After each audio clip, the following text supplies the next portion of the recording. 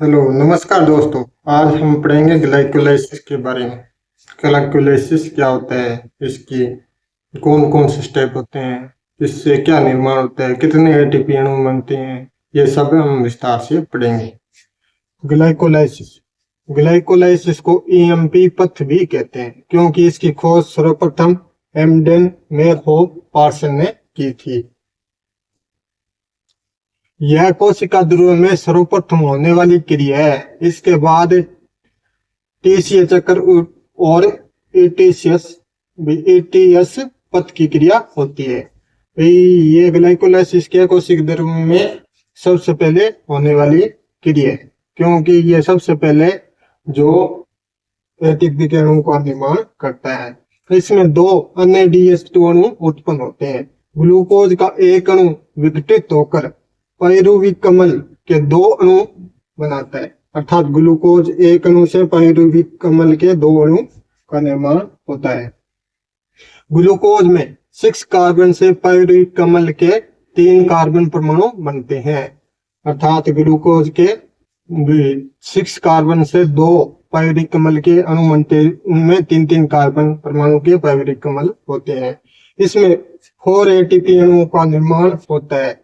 2 ATP अणु इसमें प्रयोग होते हैं, अर्थात इस प्रोसेस में 2 एटीपी का यूज हो जाता है।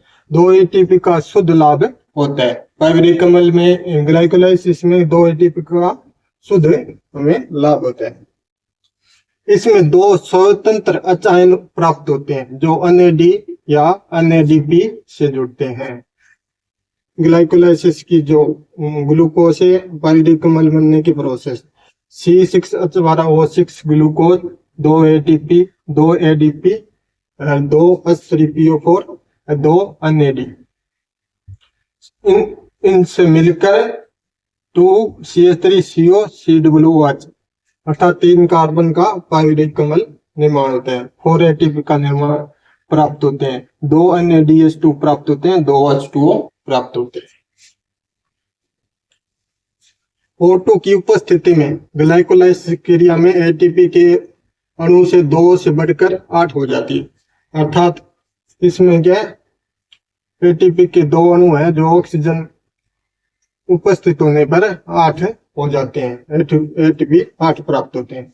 ग्लाइकोलाइसिस किण्वन अवायवीय प्रक्रिया, अर्थात इसमें क्या ऑक्सीजन की जरूरत नहीं होती, बिना ऑक्सीजन के यह प्रोसेस होती है। कंकाली पेशियों में जब ग्लूकोज लैक्टिक अम्ल का निर्माण होता है तो यह 10 उपापचयी चरणों में पूर्ण होता है। इस प्रक्रिया को ग्लाइकोलाइसिस कहते हैं, अर्थात ग्लूकोज से पाइरुविक अम्ल निर्माण में 10 स्टेप का यूज होता है, अर्थात 10 स्टेप प्रयोग होते हैं।